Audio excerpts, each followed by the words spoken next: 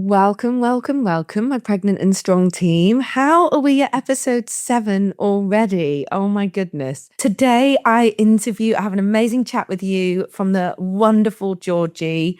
You'll find out all about her in the episode, but I just wanted to kind of intro what we'll be talking about here just so you can make a decision. As with all these episodes, pregnancy, birth, postpartum is a really sensitive, personal journey. So with every episode, I've tried to be really transparent about what we talk about in the intro so you can make a decision based on your circumstances, whether you listen now or not. We talk about our pregnancy journeys. We talk about our career moves.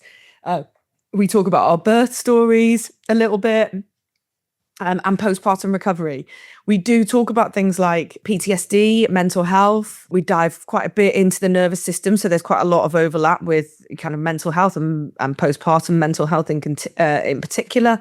And we've signposted in the show notes some places you can find support for both pre and postnatal mental health. We also just talk about navigating pregnancy and motherhood. There were lots of different conversations in there about our own personal experiences. So yeah, just be aware, like some of the content is sensitive as always. And if you're feeling good and you want to be inspired by Georgie's story, then go ahead and listen.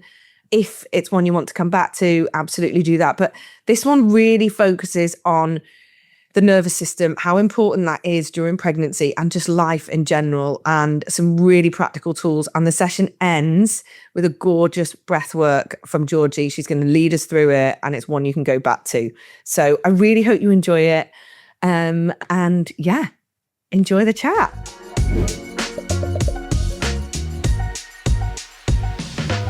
Hi, my pregnant and strong team. Welcome back. Today we have Georgie with us.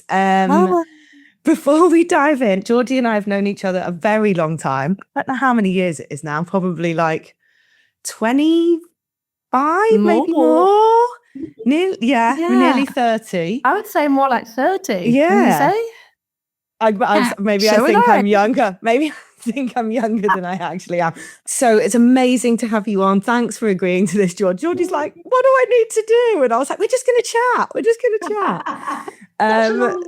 Yeah. So it's great to have Georgie on. Now, I'm going to do a little introduction, but then I'm going to let Georgie kind of explain her like personal story, like career path, how she got to be working in the space that she's working now. But as I said, we've known each other a long time, very old friends. And Georgie, we've been through many chapters of our life together, but she will tell you about her career history. But she has got 3 kids. So that's the full-time job and is now working in the pregnancy space, but doing like mainly pregnancy yoga. Is that right, Georgie? But some other things as well.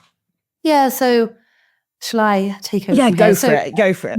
Thanks very much. Such an honour to be here. So I work now basically as a full-time mum and yoga teacher. I didn't always.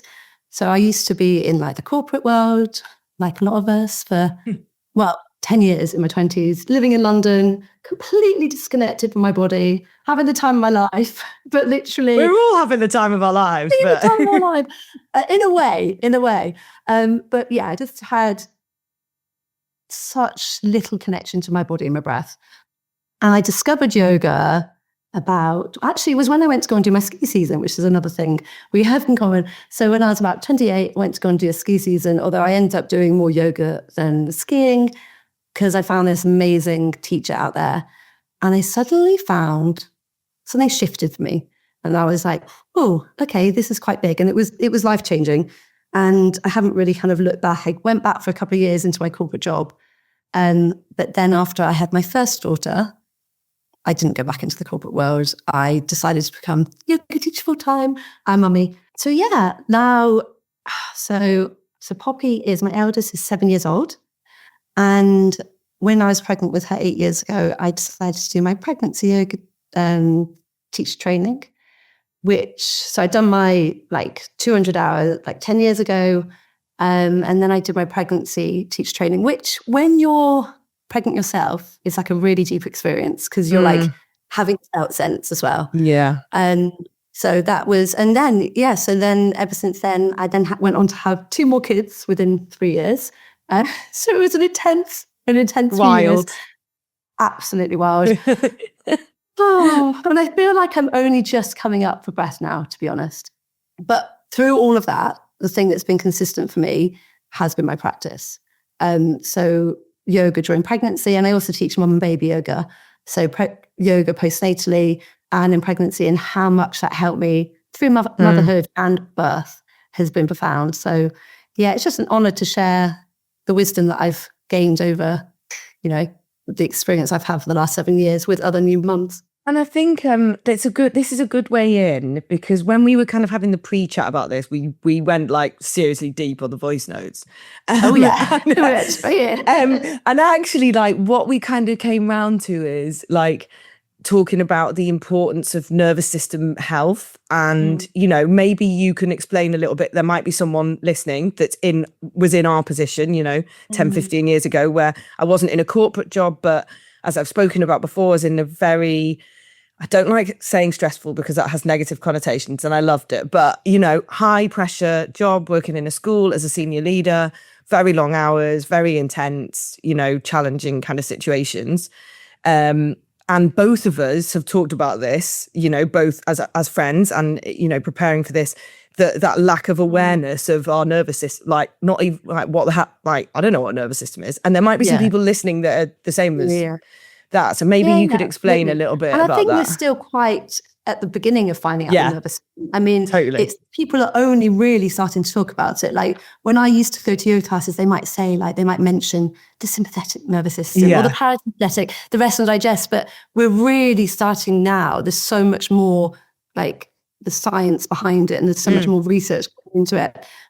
So I'm still kind of on the edge of my experience, but my knowledge, and it's an area that I really want to dive into more. But my personal experience was, as you mentioned, when I was pregnant with Poppy, I was working in a corporate job. I was living in Sweden. I was like traveling 3 times a week around Europe. It was like go, go, go, go, go. And then I would like have moments of like, okay. But I think that had like a big impact on, well, it did. My nervous system was probably chronically in fight or flight. And I didn't really have the awareness of that. Yes, I practiced my yoga, which obviously helped bring me down in that moment. But the in-between stage, my nervous system was on high baseline. And, that then did have an impact on like my birth and my postnatal experience with Poppy, because I still had this high level of anxiety.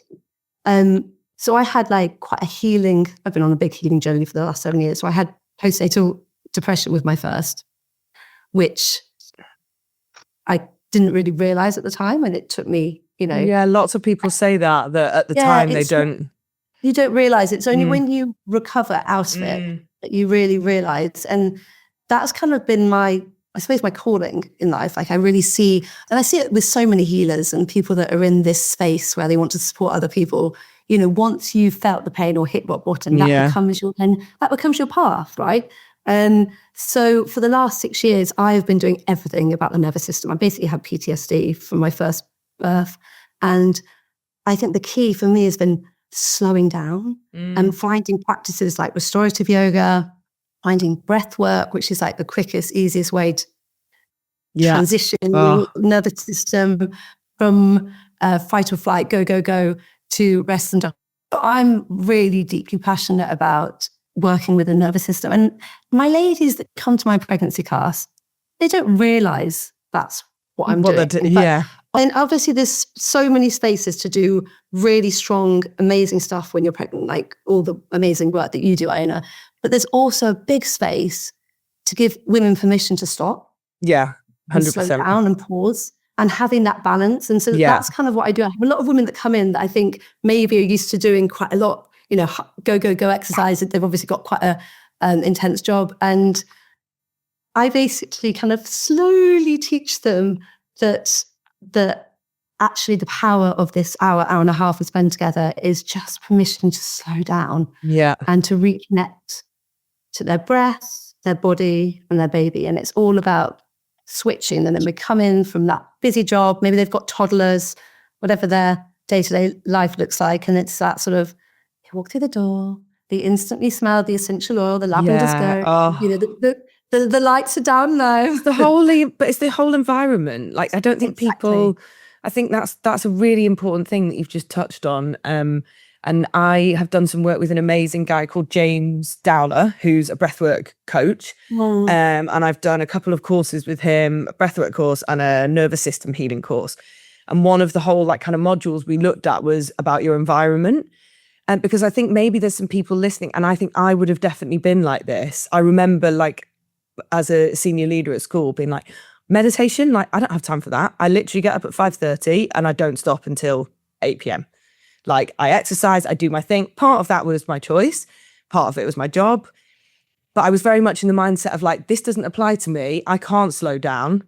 Like, this is for the other. You sound like my sister. And actually, this is for the other people in the world. And you know what we always say in my classes? The people that say that they don't have time for it are the people that need it way more. Oh, of course. And it's, it's like people that come in wanting that practice, say, of a very powerful yoga practice. They're the ones that actually need to go to yin. 100%. And they find it really difficult because it can feel boring to start with because you're not used to stopping.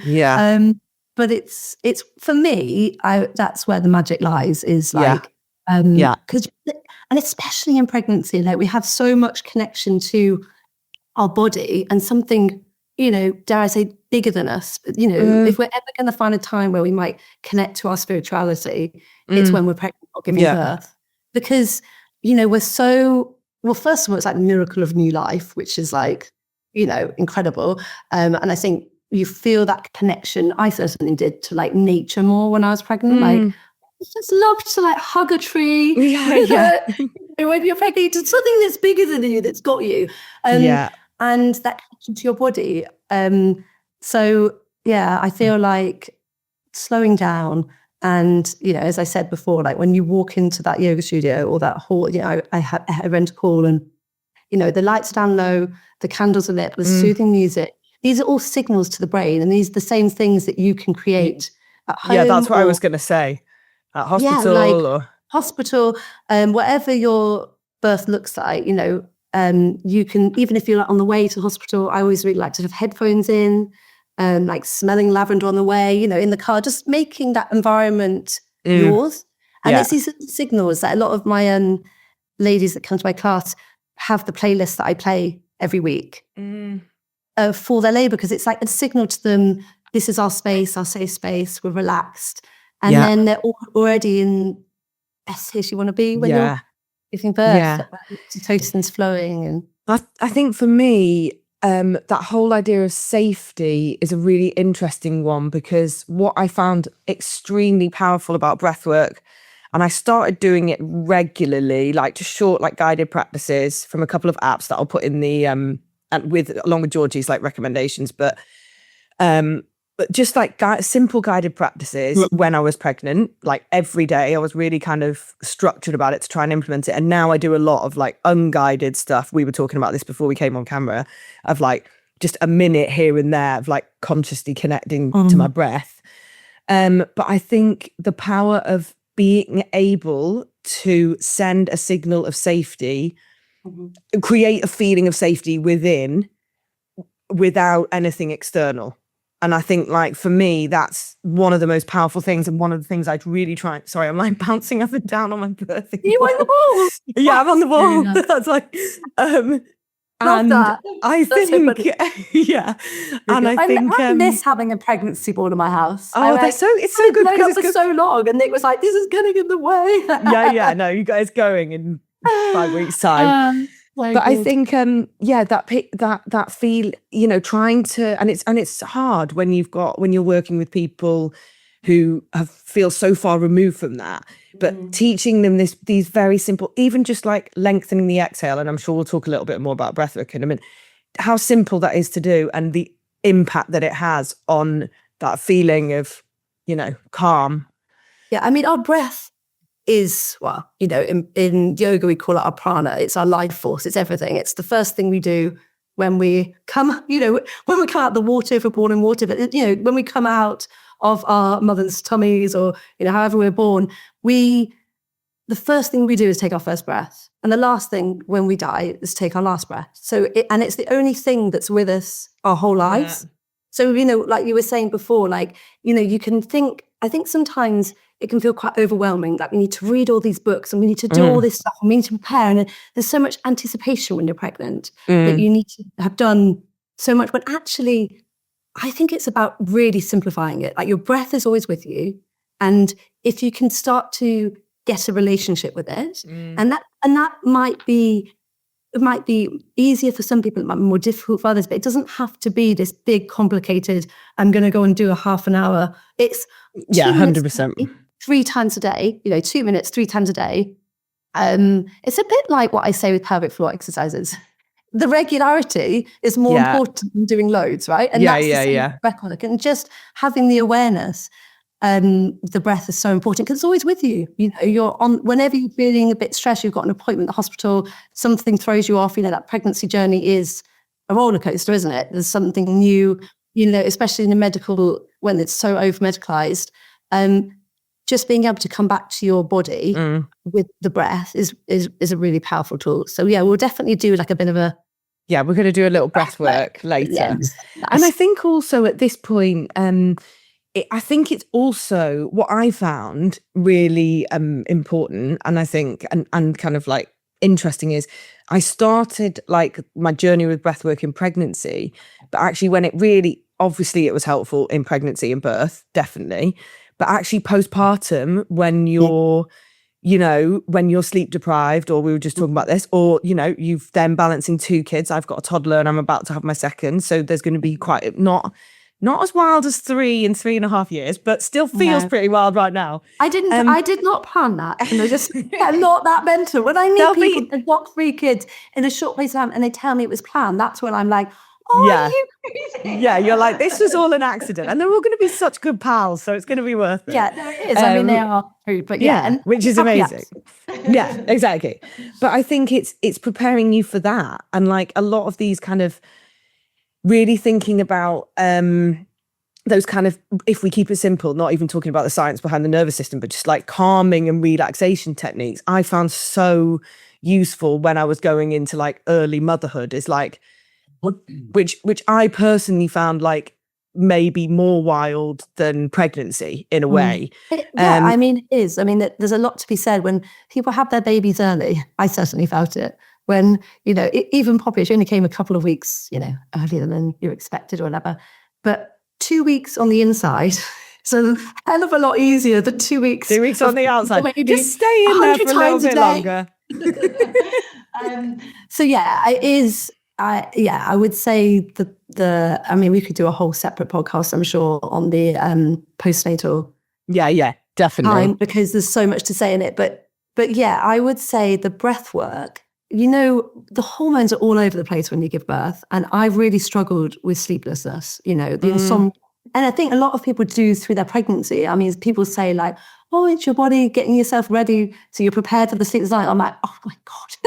But there is I have a lot of women that struggle with sleeplessness, pregnancy, and then postnatally when your baby's waking up and you're feeding them, and then maybe you're feeling quite wired and suddenly you're like awake and you're struggling to get back to sleep. So I think that's the thing. The more you can practice this breath work during pregnancy and whenever, then you can draw like when you really need it. So in the middle of the night, it's 4 a.m, your baby's now sleeping, but you're wide awake, which is like the worst thing ever, because everybody says, make sure you sleep. Baby's sleeping. And you're like, and then so it doesn't work like that. We'll practice the golden thread later, but essentially any simple breath work where your exhale is longer than your inhale is incredibly powerful. That's the quickest and easiest way to shift your nervous system from fight or flight to rest and digest. And that's where you want to be for, sleep, where you want to be for, if you're aiming for a vaginal birth, the oxytocin flowing, you want to be in your sort of rest and digest where the body can do the work.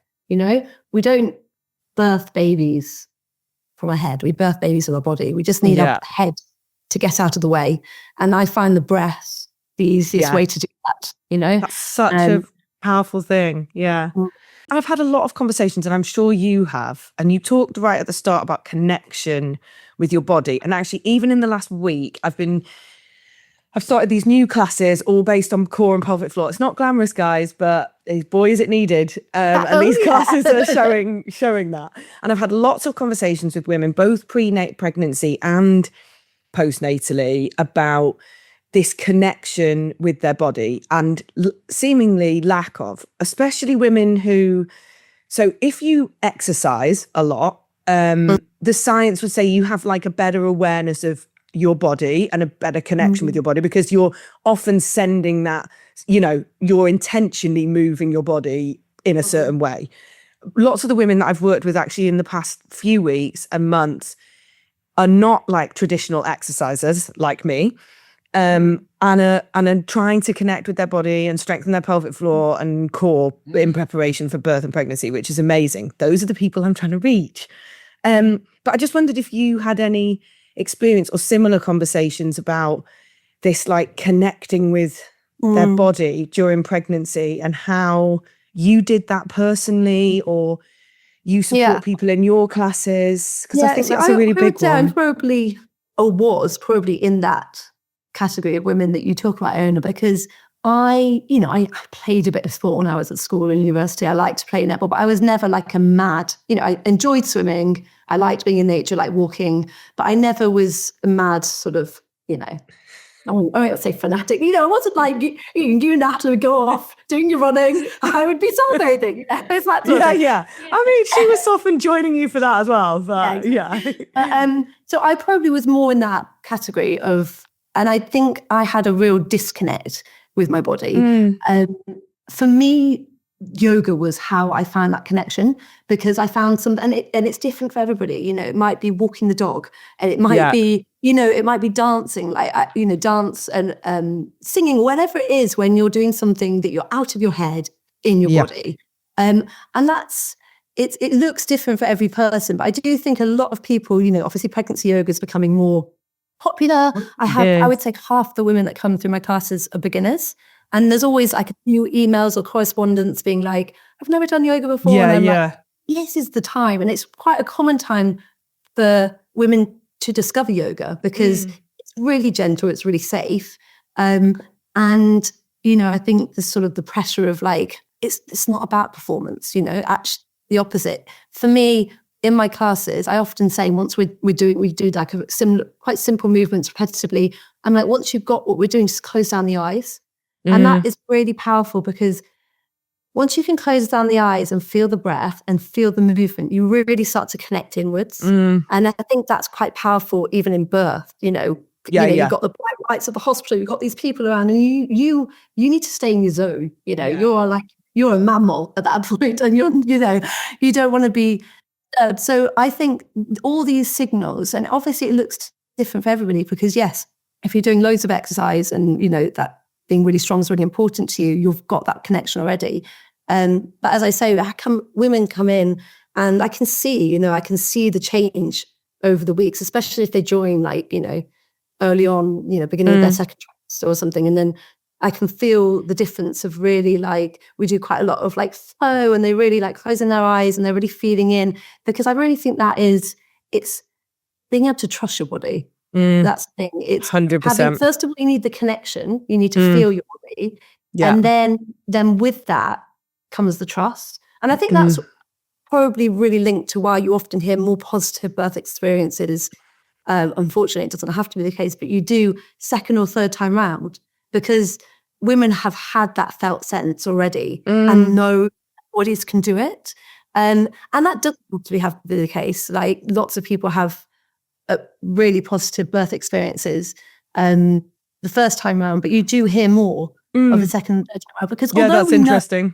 I think there's a feeling of, okay, my body is, it's memory in the body, isn't it? Like, have you ever read a book, muscle like memory, or muscle memory? Exactly. Like, obviously that every single person in this planet has got here through the same way. One of two ways. How shall they?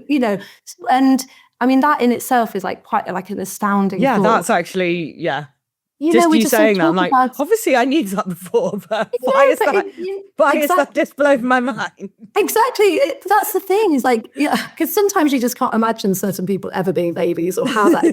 No, that's But so that is true. the truth. And yeah, the connection to the body. I think first of all, you have to like feel your body. You have to feel safe in your body. Yeah. That's a real big thing. And I don't say that to like scare people. You know, if anybody that has had trauma or unresolved things, I actually say it to make sure that people are aware, because I think, and yeah, awareness going in. Like if you're already feeling, which I think so many women, I would say half the women that come to me, we fill out a health questionnaire before they come, or half the women that come to my classes are or experiencing some sort of anxiety. Definitely. Same. It's a really you're so up in your head. There's so many, it's so over medicalized. There's so much information out there, testing and this, and you have a scan and they're saying suddenly your baby's too big, and then they're saying, all this, it's and even without that, there's like reading, social media, podcasts, like now there's that whole world as well. And we can't talk about pregnancy and birth without mentioning the fact that our society, unfortunately, for a long time, is based on a lot of fear around birth. You see it in the TV programs, films, for as long as time. And that goes into your subconscious, whether you realize it or not. Yeah. Like that goes it's the same as body image, isn't it? Like we don't realize. Conscious stuff, exactly. Yeah. So yeah. I think, so with that level of anxiety already there, and what I already say, and that's fine, you don't want to have this conversation and people listening and feel like, oh, but I'm feeling anxious. What does that mean? What I would say is the most important thing is to feel supported. If you're able to find a community, whether it's classes like Iona's or a local pregnancy class or some sort of community where you feel safe and supported. And then even beyond that, like, maybe start to plan for your postnatal time. But I can't getting a doula high enough, something, if you're already feeling like you are a little bit more anxious than you are normally, get support in place now. Put things in place now. That's really good. Yeah, that's really good advice. And people, especially people that are like new to a new area, if you've been, I find that also they're quite linked. People that come to my class that are joining because they want to meet new mums in the area, build community, and I think that can be unsettling in itself. Moving to a new area, you don't have family or friends nearby. So finding a regular class or somebody that can support you, and then getting support in, because there's a reason why we say that it takes a village to raise a baby. Because that's how it's been done. It's how it should be, because it's not designed for one or two people to do it alone. So if you don't have, most of my family up in Manchester, I live down south. If you don't have that support nearby, pay for it. And people say I can't afford it. So if you're lucky enough to get a cleaner in once a month or whatever it is, or maybe you have a luxury, you buy yourself, whatever it is, maybe just scale back on one thing.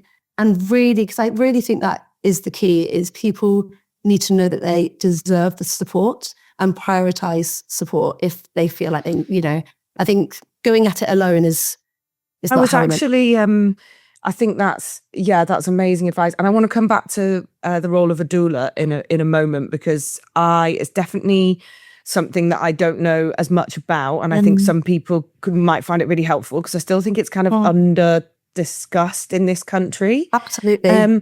But I think I was also talking to someone at a class, and this is just anecdotally, that financially it's really tough. Like there are all these things we're talking about are, cost money, like going to my classes, going to your classes, getting a doula, I'm talking a lot about pelvic health at the moment. Like the system in this country is, if you can pay for it, you can see a women's health physio whenever you want, guys. They can sort out your pelvic floor, but it's going to cost you £180 for an hour's session. So actually, I was speaking to someone in one of my classes last night who said she wasn't planning a home birth, but she was told that if you go down the home birth care, route, you see the same midwives all the way through your care. And I think even down to midwife care, and I'm actually doing some like research in this space at the moment. My first pregnancy, I saw different. Part of this was because for the first 6 months I was traveling around the world, so I was in random places. And then when I got home and they were like, "Who are you? And why is this like crazy lady turning up like 5 minutes before her kid's being born?" So I saw like 4 different midwives, I think, and then obviously different ones in the hospital. And even down to when my baby was born, I had one midwife team all the way through the night, and then I gave birth at 9:30 in the morning, and the midwife team changed at 8 a.m. So I'm like, I know this isn't a good time, Iona, but I'm just going to be leaving. And actually, it was fine because they were all amazing, and it was incredible, and I had a really positive experience. However, for someone with heightened health anxiety or things around that, because I definitely had levels of anxiety around certain things, but I think it was more on a sort of usual thoughts and feelings and some things cropping up. This time round, I've had the same midwife every single time. I don't know whether it's just been luck of the draw. She's amazing. She's not going to be there at the birth, but I've seen her every time. It definitely supports that feeling of safety, like you're saying. Absolutely. So I think it's just talking to people and being like, I feel really anxious about this. Like, what options have I got? And can you talk a little bit about the role of a doula? Because we had this conversation offline, and you said about a postnatal doula, but because that's the thing. People have heard. People are a bit more familiar with doulas during before birth, which are more expensive because they have to block out a period of time because they don't know when the baby's going to come. Exactly. And so they have to be on call for like basically a month. And so that is more of an investment, and there's huge benefits of, if you're feeling nervous about your birth or even not, like, to be honest, I believe every woman deserves to have another woman supporting her in labor. Like, that's not the midwife having to check all the medical stuff. Do their job. Do their job. And that is a luxury that we can afford, which is a whole nother story about how under supported we are as a country with this area. But the area of doulaing that people might not be as aware of is postnatal support. And, that is more, more affordable. It's, it depends obviously where you are in the country, but somewhere between £20 and £30 an hour. And, it doesn't have to be, it could be a case of 3 hours once a week where somebody comes in and whatever you've gone through that morning, you might not have slept, you might not have showered in days, whatever the situation is, they come in, they can hold your baby while you have a shower, they can cook you meals, if you're struggling with breastfeeding, they all have different specialties. Some are like, give massages. Some of them are yoga teachers. And it's so amazing. Like, whatever the specialty is, they bring that. Most of them are amazing cooks. They bring you like some energy balls and some lovely smoothies and cook you a meal for the night. They're basically there just to mother the mother. And I had one with my third. And, I was in a bit of a state of, oh my gosh, when I found out I was pregnant with my third, I got a 7-month-old baby. How am I having another? So there was a real feeling of overwhelm. And I, I think she came in twice a week for 3 hours.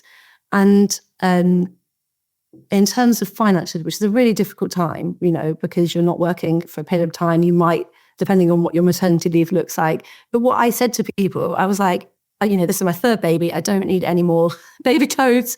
If anybody wants to buy me a newborn baby present, just give me 10 or 20 quid towards a doula, and that, so you can find a way, or you get your friends up like a group, or, maybe your parents might lend you a couple of £100, or, it doesn't have to look like this big thing that we think. I just think we've got this feeling that it's some sort of weakness to ask for support. We should go it our own. And actually, we are social mammals. We need support. There's a reason why living in a village works. So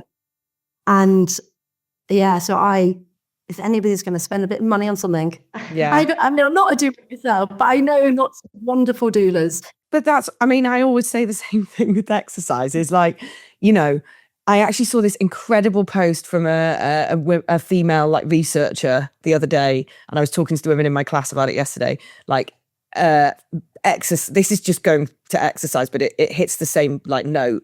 Exercise is not a luxury in terms of pre and postnatal. It is part of healthcare, and that really stuck in my head. And it's like, I worked like with kids to like fight their corner for 15 years, and now I've just moved from one crusade to another. I'm like, now I'm going to be fighting everyone else's corner. But I do believe it's, like you said, it's really good to think about that, because, you know, thinking of, if you are in a privileged position to have a choice about how you spend that money, thinking about how you spend that money, you'll get bombarded with adverts at 4 a.m. on Instagram about products that you 100% need when you have a kid.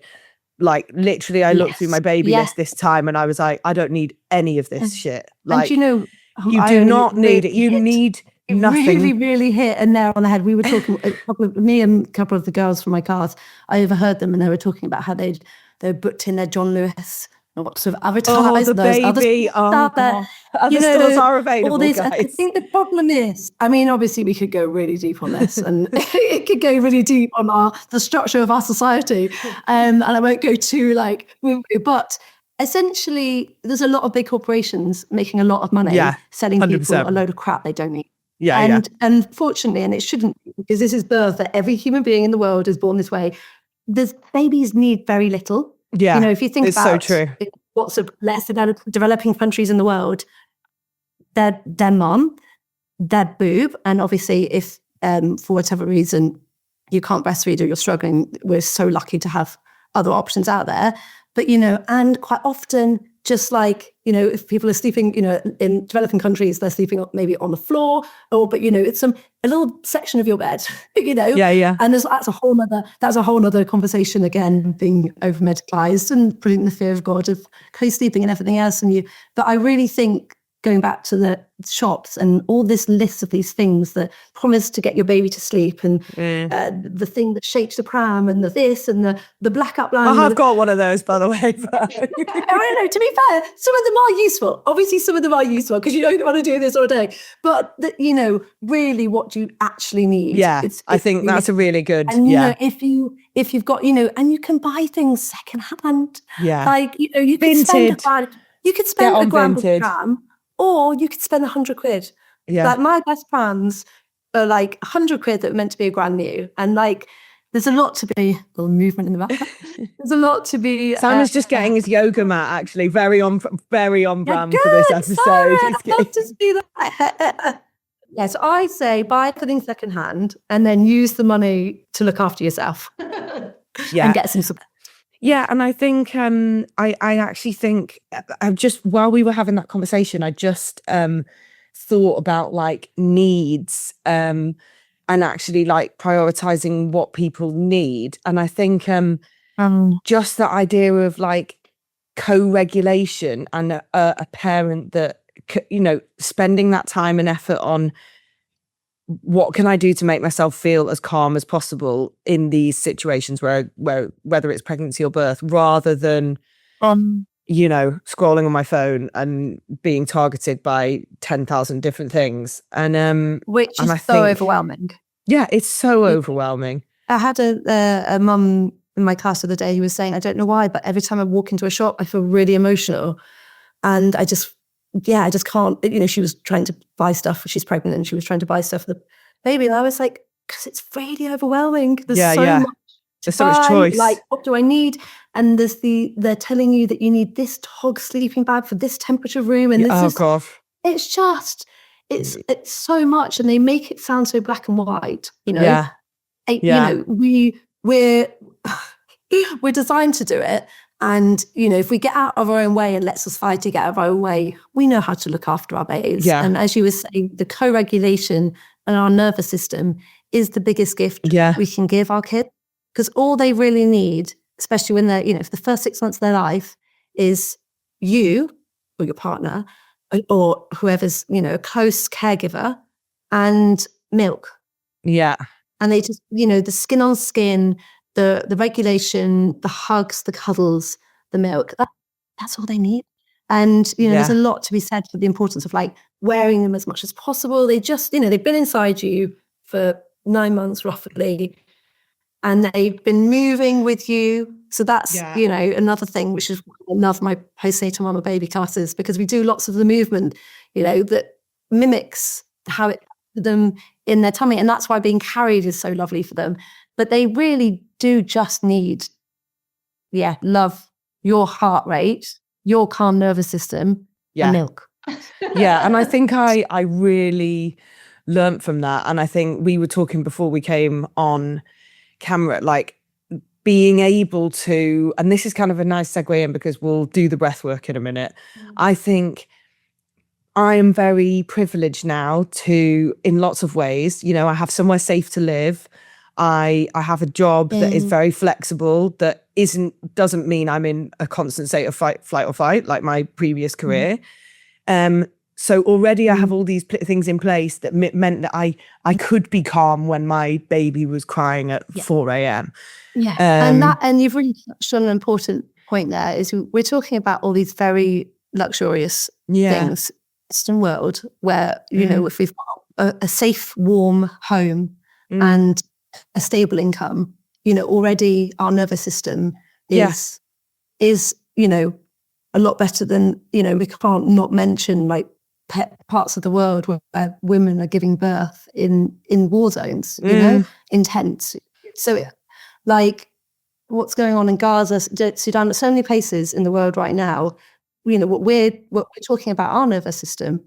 I mean, you can't even imagine what they're going through. And actually, I could do a whole nother podcast on that, and that's something very close to my heart. We've got a whole series. We've got a whole series in us. Oh, we literally do. There's amazing charities supporting women out in Gaza, and now which I'm supporting and doing a lot of fundraising for. But so if you're lucky enough to have a safe, warm home, and you feel safe there, and you've got an income, your nervous system already is winning. Yeah, but 100%. It's within that, of course, we have day-to-day stress. We have the bills that we're not sure how we're going to pay. We have the job with the big commute or whatever our life looks like. And obviously, we can't necessarily dramatically change that.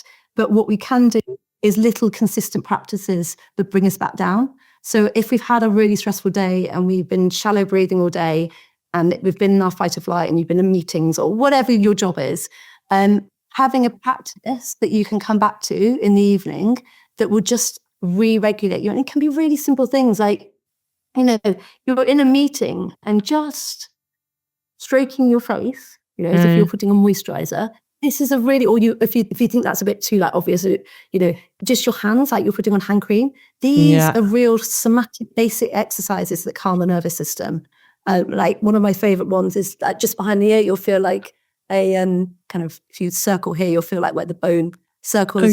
And this one, if you can either rub or circle, maybe close down your eyes. We could just do it together. So you take your peace fingers or your index fingers, and you're basically finding the sort of like, it feels like a bit of a ball, like, semicircle shape. You're circling around. 60 seconds of this, you're stimulating your vagus nerve.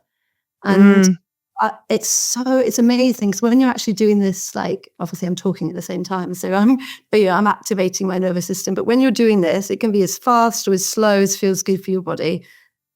Slow, steady breaths. And when I practice this, I do this when I wake up in the morning, because our cortisol's highest in the morning. And I do some simple somatic exercises. The yawns that come. Yeah. You just do an exercise for like 60 seconds of this, and then suddenly, and yawning, you probably know, but like there's some signals when we know our rest and digest has started to be activated up. That's what we call our parasympathetic nervous system. And yawning is one of them, maybe a little bit more saliva in your mouth. And that's my favorite time of my class, is when I see, the women come in here, their shoulders are here, they're tense, they're like, and then suddenly, they smell the lavender, the music, and their shoulders start to drop, and the breath starts to deepen. And then about halfway through the class, then the yawns start. Everybody's like, oh, sorry, and they're yawning. And it's so beautiful to see. Yeah, because that's so good. It's literally a visual, okay, they're really starting to like come into their body. We've been practicing the golden thread now for like half an hour. Sometimes it can take 10 minutes, sometimes it can take 30 minutes, depending on what your day, your weeks look like. But, simple practices like that you can do when you're, anywhere as well. On the tube, on, in the car. Well, obviously, maybe at the traffic lights, you might need your hands. Yeah, when you're not driving. But when you're not driving. But, so I think that's the thing, is not feeling like you have to, it's doing less. Actually, like it's actually doing less and slowing down and just finding it a small, consistent practice. Yeah, that's so helpful. Yeah, amazing. Right, we're going to go into a little, to end, we're going to go into a little breath work. But before that, do you have any I always ask at the end for like recommendations and I pop them in the show notes. So is there any like resources, books, anything? Obviously, we've talked about a whole library of books. It's got a whole library of books. But is there anything like a takeaway that we could put in, something that really impacted you? Yeah. So there's lots of resources out there. So I think obviously a lot of people are familiar with like hypnobirthing, which is obviously one route to go down. For me, the thing that I found most powerful was yoga nidras. Yeah. Which is we call it that yogic sleep. It's essentially like a guided meditation, but it takes you to like an altered state of subconscious, and they're really relaxing. You can find them of any length from 5 minutes to half an hour. And those for me, especially when I was pregnant with my second child, I was doing, so there's an amazing yogi, she specializes in women's, yoga therapy, women's health. Uma Dinsmore Tooley. Amazing book, Yogi. I mean, it's like a Bible. I'll show you here, like really thick. Look at all my notes. Yeah. And her husband. I'll put that in the show notes. She's basically like the queen of yoga, Nidra, her and her husband. And while I was pregnant with Heath, my second, it was lockdown, and there's no access to physical classes or anything, and I'd done hypnobirthing with my first, but actually he did these weekly, essentially yoga nidra sessions for pregnant women. But it was like a sort of like hypnosis. And honestly, I really think there was a massive link between doing that, and I probably only did it for 6 weeks. 6 weeks of pregnancy, every week. He would guide this online. It was online yoga nidra, and I think there was a massive link between that and how easy my birth was the second time around. How my body was just ready, because I was in this so yoga nidras, lots of free yoga nidras. I can put the website that amazing. Yoga Nidra Network, so I can put that on the show notes. And you can I think there's even ones for pregnancy. So yeah. Okay, that's amazing. My other takeaway is postnatally, legs up the wall, any sort of restorative pose. When people say like, have a nap when the baby's napping, you literally, it's so triggering, especially if you can't sleep in the day. Yeah. We were saying that, weren't we? So legs up the wall, which is like you wiggle your bottom to the wall, swing your legs up, or even just like resting your calves on a chair. That is such a great way to get you in your parasympathetic nervous system. I would say, this is what I'm going to be doing in 5 weeks. All of this. Oh my gosh, yeah, exactly. I still do it. I still do it every day, 10 minutes a day. That's what gets me through. Okay. It's honestly, 10 minutes of that, and I feel like I've had like a 2-hour nap in a good way, not in a sluggish way. Amazing. I love this. I'm all for it. I'm going to be doing it later. Okay, that's so great. Thank you so much, Georgie. And what we're going to do is we're just going to do this little breath work to end. We said we'll put this separately as well, so you can just go back to the breath work. So that will be really nice. We'll find a way of adding that in the show notes as well. Lovely. Okay, right. I'm ready for it. So it can be really lovely to take your hand to your heart space, your chest, and then if you're pregnant, you take your hand to your baby bump. If you're practicing this and you're not, it's just to your lower belly. And then if you feel safe and comfortable to do so, you could close down your eyes. If that doesn't feel good for you, just keep a real soft gaze. Just for a moment, allow yourself to arrive. Bring your awareness down to the soles of your feet. Furthest point away from your busy head. Down to the soles of the feet. Feel the weight of your sit bones against the support, the chair, the earth, whatever you're sitting on. And very slowly to start to feel your breath. Not trying to change it at the moment, just observing where do you feel your breath in your body. If you're a little bit further through your pregnancy journey, it might feel a little bit shallow, baby's taking up more room, your diaphragm's less room. Just observing where you feel your breath. And then slowly you're going to start to inhale through the nose. And with a really soft jaw and a tiny gap between your lips and your teeth, you're going to start to blow the breath out through the mouth. It's really simple. We call it the golden thread. And I think Uma, who I mentioned before, Uma Dinsmore-Tooley, came up with this when she was birthing one of her, I think she's got 4 children. But it's so simple. We're just in through the nose, jaw soft, face soft, tiny gap between your lips.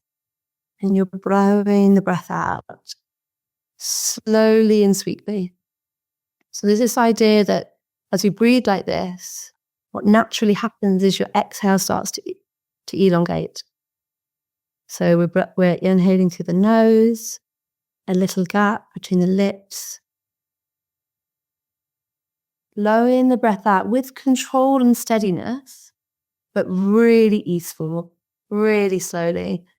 And if you're a visual person, you might like to imagine as you're blowing it out, you're blowing a golden thread, or maybe it's a velvet ribbon of your favorite color, blowing the breath out into the distance. And you might even like to imagine a beautiful horizon as you do this, like maybe your safe place, your happy place. You go on holiday or somewhere, maybe you just go to in your imagination. So as you're breathing in through the nose, blowing the breath out through the mouth, your golden thread or your velvet ribbon or any texture you like, and your favorite color out into the distance. And you're imagining you're blowing that breath to the furthest point in the horizon. Maybe it's a calm sea, a lake. Maybe it's a beautiful mountain range, snow-capped mountains. Where do you go to feel at peace? In through the nose, blowing the breath out softly, gently, sweetly.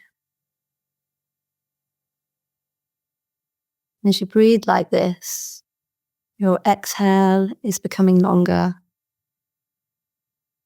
Your heart rate starts to slow, your breath slowing. Maybe your shoulders start to fall away from your ears. It's a feeling of more ease. And you can practice this breath whenever you like, struggling to get to sleep at night, whenever you find you need to reset and calm the nervous system. So it's really simple, in through the nose, blowing the breath out really softly, really sweetly, and really invite yourself with each exhale to sink a little deeper into the support, releasing any hold in your face, in your jaw. Really allow yourself to soften and release. And I would love you to carry on breathing like this for another 10 minutes if you're able, if you're listening to this podcast and you've got time. Take as long as you can. If this is where we need to end now, I know Ayana's going off to teach and we need to come to an end. So let's just take 3 more rounds together, in through the nose, blowing the breath out.